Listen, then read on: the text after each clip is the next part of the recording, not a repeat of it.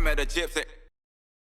I think freestyle's interesting because of the timelines. Like, you've got this period where it was massive and dudes were just making like crazy money and there was huge deals around and it was like just fresh on the scene. And then there was like this next era of guys where it was like an insane amount of progression.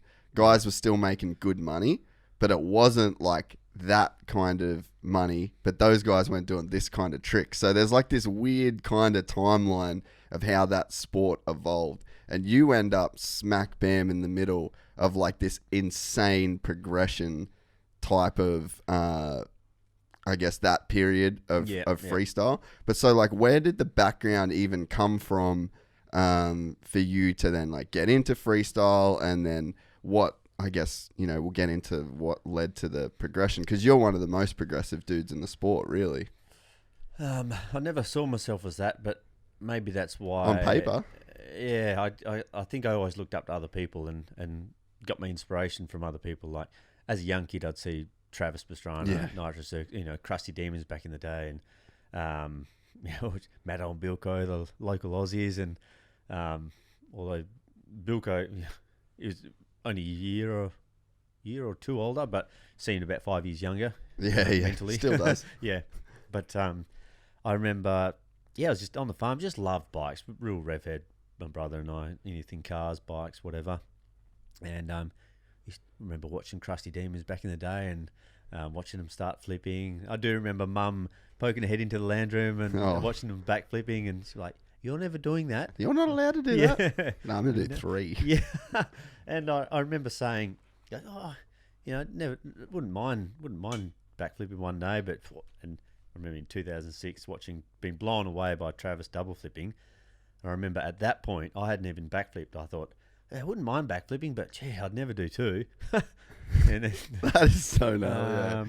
06, I think end of 06 was when good mate Ash Rogers and I both wanted to, but very similar race, same age as well. And I think I must have just met him. He didn't live too far away, but met him through racing.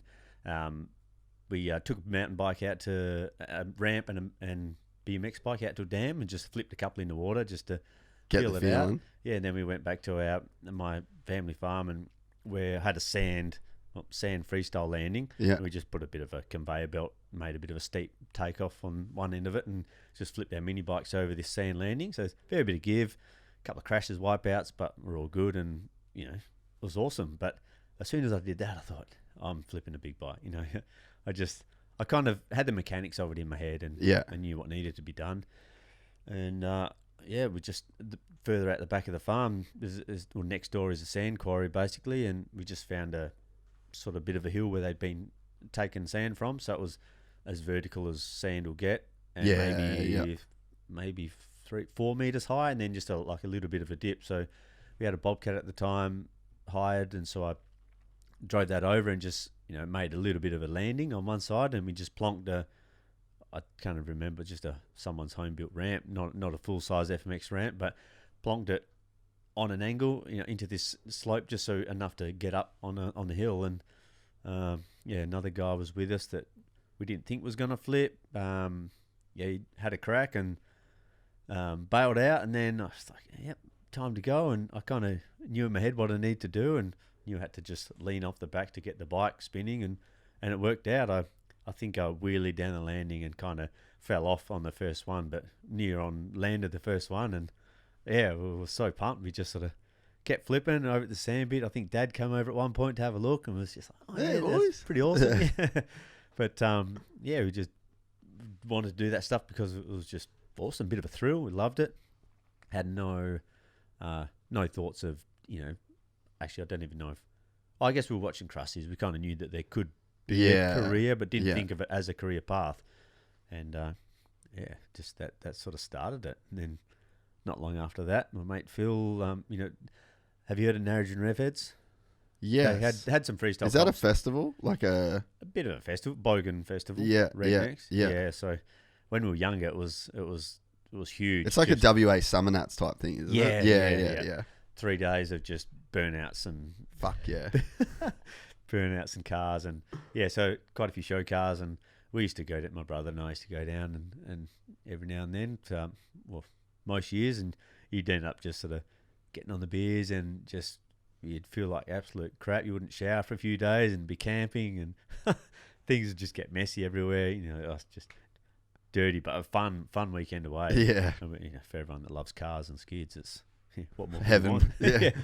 But they, I think there was a bit of a flat pad there. I think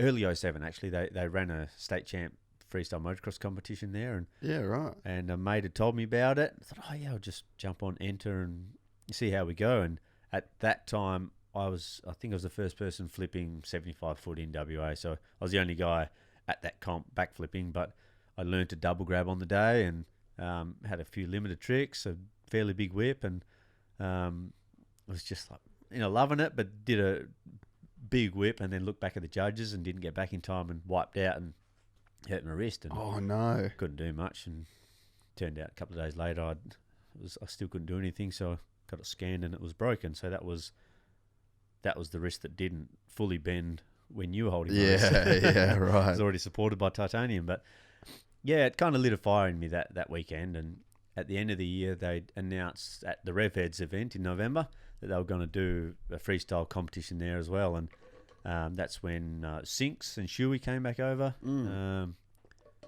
I forget if Clint Moore came down that year or not, but maybe the next year. But yeah, I'd had a bit of inspiration, a bit of drive. That's wanted sick, wanted eh? to learn a few more tricks, and I think by that point I'd met Billy Happy. He was the guy, like earlier on. He was the guy in WA. He wasn't backflipping yet, but he had all the tricks, and you know, he'd been doing it for years. And him and some mates had created a foam pit in Perth, just south of Perth. And Really? yeah, so I befriended him and let me use his pit a few times and learned a few bigger tricks. Like I was watching Bilko do ruler flips, and so then I was trying some ruler flips. And That's a quick progression.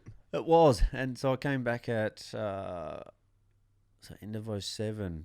Must have been when I'd come back and did my first ruler flip at didn't know many tricks. Had a couple of heel cliggers, basic tricks, and then a ruler flip, and it just worked out well. I was watching Bilko pushing off with 1 foot like he did, and then my first one I did, I kind of get the timing right, so I'm just hanging off the back, and then as soon as the wheel flicks off the ramp, my feet just drop off back, yeah. and so then feet came down together, and it just worked out beautiful. So kept doing them, and got third that weekend. So The unicorn was born. If you enjoyed this content, please like and subscribe. And to listen to the full 3-hour podcast, search Gypsy Tales in your favorite podcast platform or click the link in the description below. Gypsy Gang.